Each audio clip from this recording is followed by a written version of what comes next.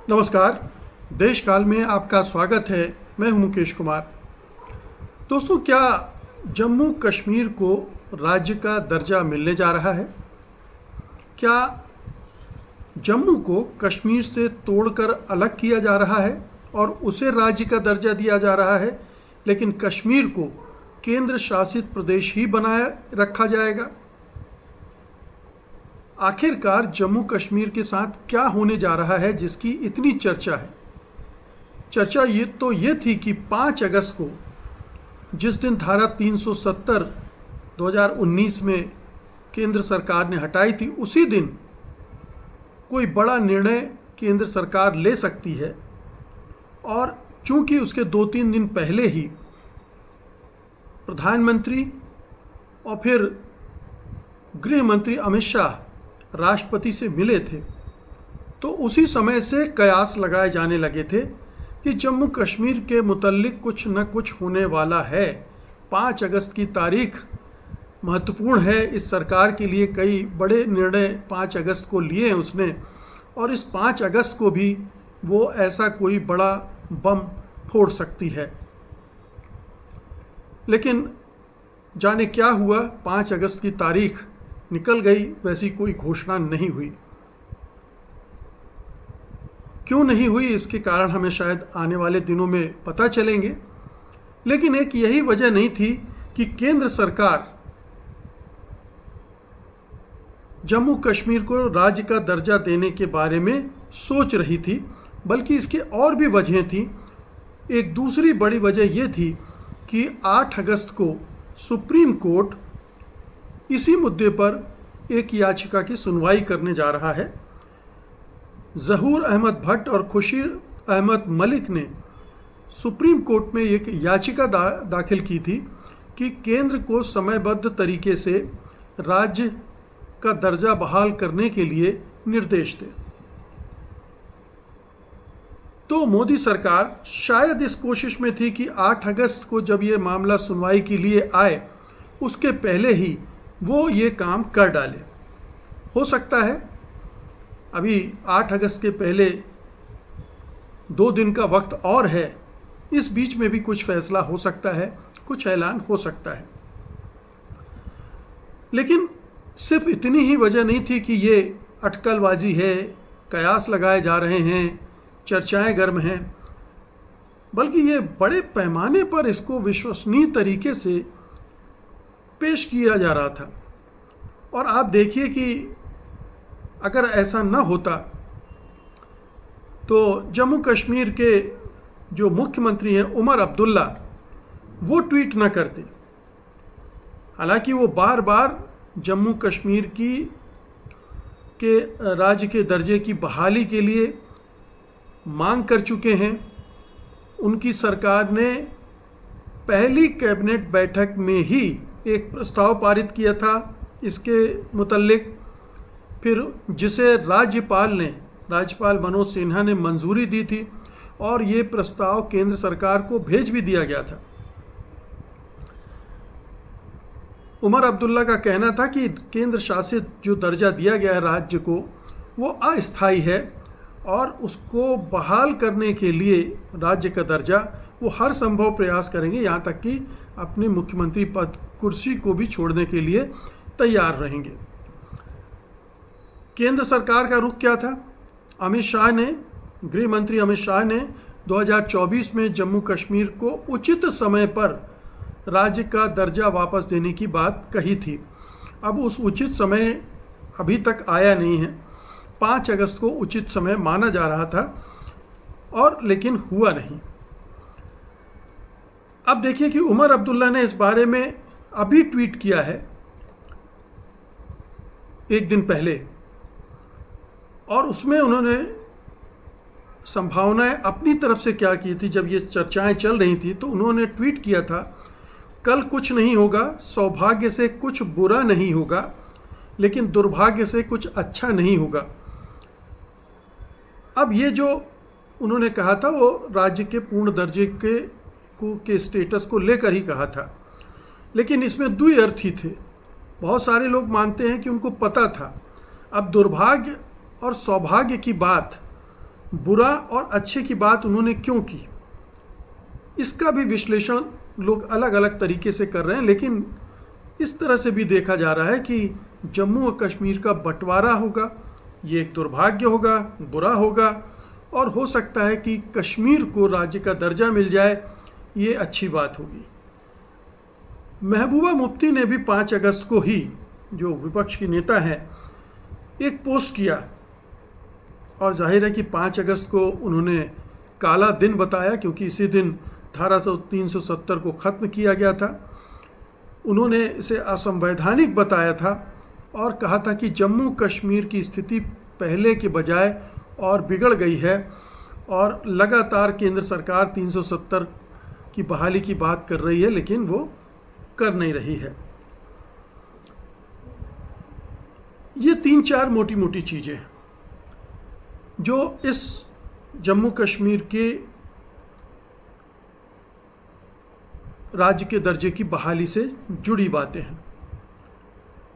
एक कमिटमेंट है राज्य के साथ, टाइम ज़्यादा ले लिया है, ठीक है, लेकिन कभी तो राज्य का दर्जा देना पड़ेगा। ये इस सरकार की, मोदी सरकार उससे बंधी हुई है, इसलिए उससे वो भाग नहीं सकती है। विधानसभा में, माफ़ कीजिएगा, विधानसभा से तो प्रस्ताव पारित होकर आ गया है, लेकिन संसद में भी ये मुद्दा बार बार उठता रहता है, गर्म होता है। इसलिए संभावना ये है कि ये काम होगा, लेकिन कब होगा इसको लेकर एक अनिश्चितता बनी हुई है, और इस मामले में केंद्र सरकार ने अपना मुंह सी रखा है। एक और बात इससे जोड़कर देखी जा रही है, और ये है कि शायद 15 अगस्त को जब प्रधानमंत्री नरेंद्र मोदी लाल किले से देश को संबोधित करें, तो उसमें भी जम्मू कश्मीर को राज्य का दर्जा देने की घोषणा वो कर सकते हैं लाल किले से। तो आप देखिए, ये 5 से 15 अगस्त तक का टाइम कितना महत्वपूर्ण है जम्मू कश्मीर के लिए। लेकिन खतरा जो है, और जो संघ परिवार की और मोदी सरकार की मंशा है, उसको लेकर भी बहुत सारे सवाल खड़े हो रहे हैं। वही जो मैंने पहले आपसे जिक्र किया था, ये संघ परिवार की बड़ी पुरानी योजना है कि जम्मू कश्मीर राज्य को 3 हिस्सों में तोड़ दिया जाए। जम्मू हिंदू बहुल इलाका है, उसको अलग राज्य बना दिया जाए। कश्मीर मुस्लिम बहुल प्रदेश बन जाएगा, लद्दाख बौद्ध बहुल है।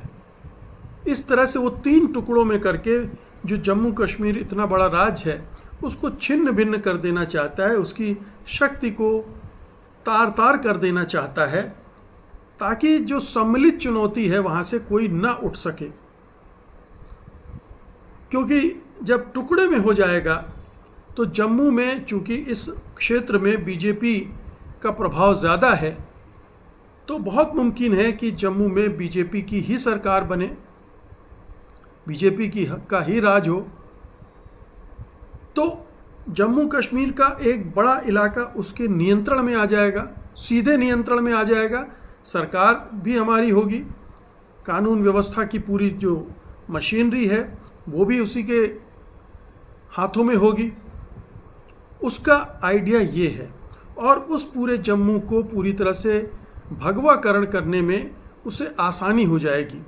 क्योंकि जब कश्मीर भी साथ होता है तो उसे ये आज़ादी नहीं मिलती, क्योंकि एक तो कश्मीर में अधिकांशतः, क्योंकि ज़्यादा सीटें डिलिमिटेशन के बावजूद अभी कश्मीर में मुस्लिम बहुल हैं, ज़्यादा जो कश्मीर घाटी की पार्टियां हैं वो सीटें ज़्यादा जीत ले जाती हैं।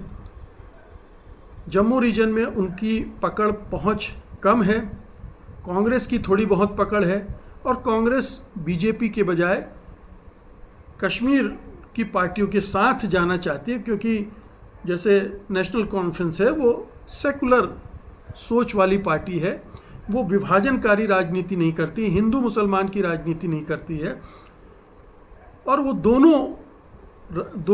जम्मू कश्मीर के दोनों हिस्सों को जोड़ कर रखने की का काम भी करती है। एक सीमेंटिंग फैक्टर वो बनी हुई है वहाँ पर। लेकिन संघ का सोच कुछ और है। वो विभाजन, टकराव, हिंदू मुसलमान को दिमाग में रख कर काम करता है। इसलिए वो इस गणित के हिसाब से सोच रहा है कि कश्मीर की आबादी को एक क्षेत्र में उसके नेतृत्व को सीमित कर दिया जाए, उसकी लीडरशिप को वहीं केंद्रित कर दिया जाए, और यहीं से ये अटकल भी तेज होती है कि उसको सीमित करने के लिए, उसको नियंत्रित करने के लिए उस हिस्से को राज्य का दर्जा दिया ही न जाए, ताकि सारा कंट्रोल गवर्नर के जरिए और केंद्र सरकार के जरिए अपने हाथों में रहे।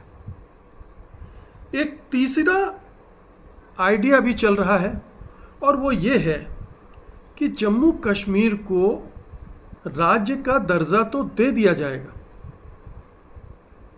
लेकिन उसे पूर्ण राज्य के अधिकार नहीं दिए जाएंगे। मसलन दिल्ली में वैसे भी एक कम अधिकारों वाली राज्य सरकार थी।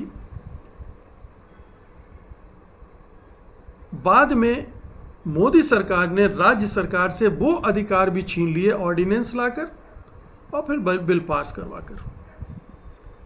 तो दिल्ली की सरकार कहने को दिल्ली राज्य है, उसकी अपनी सरकार है, अपनी विधानसभा है, लेकिन उसकी ताकत बहुत सीमित है। वो कुछ करने की स्थिति में बहुत कम है। अगर केंद्र सरकार साथ न दे तो जो केजरीवाल सरकार का हाल हुआ था वही किसी भी सरकार का हो सकता है। और जम्मू कश्मीर में अगर इस तरह का राज्य का दर्जा दिया गया तो आप सोच सकते हैं कि उमर अब्दुल्ला के हाथ में कितनी ताकत होगी, वहाँ की चुनी हुई सरकार के हाथ में कितनी ताकत होगी, और घुमा फिराकर वही गवर्नर ताकतवर होगा, वही राज्य का एक तरह से अघोषित मुखिया होगा, वही केंद्र सरकार वैसे ही राज्य को चलाएगी। बस राज्य का दर्जा नाम को जम्मू कश्मीर को मिल जाएगा। खबरें तो यहाँ तक कह रही हैं कि कश्मीर में विधानसभा को भी ख़त्म कर दिया जाएगा, यानी कश्मीर एक केंद्र शासित यूनियन टेरिटरी तो होगी ही, वहाँ विधानसभा भी नहीं होगी, यानी वहाँ विधायक नहीं होंगे। एक दूसरा आइडिया, विधायक नहीं होंगे, मुख्यमंत्री नहीं होंगे, मंत्री नहीं होंगे, कुछ नहीं होगा, गवर्नर, लेफ्टिनेंट गवर्नर सरकार चलाएगा। तो ये आइडिया भी चल रहा है। अब इन 3, 4, 5 आइडिया में से कौन सा आइडिया केंद्र सरकार के जहन में है, वो कैसे इसको इम्प्लीमेंट करेगी और कब करेगी, ये देखना है। गृह मंत्री अमित शाह को और मोदी सरकार की मंशा को हमेशा संदेह की नज़र से देखना ज़रूरी है, क्योंकि जम्मू कश्मीर के मामले में उनका सोच संघ की परवरिश में निर्मित हुआ है। जम्मू कश्मीर को वो शत्रुता के साथ देखते हैं, उसके उत्पीड़न के बारे में सोचते हैं, उस इलाके की आबादी को दबाने के बारे में सोचते हैं। खासतौर से कश्मीर की बात मैं कर रहा हूँ, क्योंकि वो मुस्लिम आबादी है, उसको वो अधिकार नहीं देना चाहते, क्योंकि वो चाहते हैं कि वो दोयम दर्जे के नागरिक रहें। उनको सेना और पुलिस के मातहत ही रखना चाहते हैं, और बहाना ये बनाया जाएगा कि आतंकवाद है, अलगाववाद है, और उस इलाके को नियंत्रण में रखना बहुत ज़रूरी है, नहीं तो इसके बहुत दुष्परिणाम निकल सकते हैं। तो राज्य सरकार को जिम्मेदारियां और अधिकार न देने के ये संघी बहाने हैं, जो आपको आने वाले दिनों में अगर इस तरह का कुछ खेल होता है तो उसके सपोर्ट में सुनने और देखने को मिल सकते हैं। ये बहुत खतरनाक स्थिति होगी। पहले ही कश्मीरी अवाम मुख्य धारा से अलग थलग पड़ गई है, और अगर इस तरह से और दमनकारी तंत्र की स्थापना की जाएगी तो वो इस मुल्क को अपना मुल्क तो फिर और भी नहीं मानेंगे। एक बड़ी आबादी अभी भी हिंदुस्तान के साथ है, जुड़े रहना चाहती है, अपना भविष्य इसमें देखती है, लेकिन अगर इस तरह से दमनकारी उपाय किए गए केंद्र सरकार के द्वारा तो बात बिगड़ती चली जाएगी। एक पॉलिटिकल सल्यूशन के बजाय एक पॉलिटिकल प्रॉब्लम खड़ी की जा रही है जम्मू कश्मीर में केंद्र सरकार के द्वारा। जब से ये सरकार आई है तब से ये कर रही है, और अगर इस तरह का कोई हथकंडा आजमाया जाता है तो आप निश्चित मान लीजिए कि उसके भविष्य में बहुत ही विस्फोटक परिणाम होंगे। ये इस गुमान में न रहना चाहिए। ये कोई तरीका भी नहीं है किसी लोकतांत्रिक व्यवस्था में, संवैधानिक व्यवस्था में, कि आप एक इलाके, एक प्रदेश की आबादी को दबाकर रखकर एकता कायम करने की कोशिश करें, उनको मुख्य धारा से जोड़ने के बजाय मुख्य धारा से बाहर करने के हथकंडे आजमाएं। तो अब हम इंतज़ार है कि अगले एक हफ्ते में जम्मू कश्मीर के साथ क्या होता है, उसके साथ कौन सी सर्जरी की जाती है, उसके साथ कौन सा ट्रीटमेंट किया जाता है, उसे उसका अधिकार मिलता है या जो मिलना चाहिए वो छीन लिया जाता है, दिखाने के भर के लिए कोई एक झुंझुना पकड़ाने की कोशिश की जाएगी, और उसका क्या परिणाम होगा वो भी देखना होगा। तब उमर अब्दुल्ला किस तरह से उस स्थिति को स्वीकार करेंगे और मुख्यमंत्री बने रहेंगे, ये भी देखना होगा। बहुत बहुत शुक्रिया आपका, धन्यवाद, नमस्कार।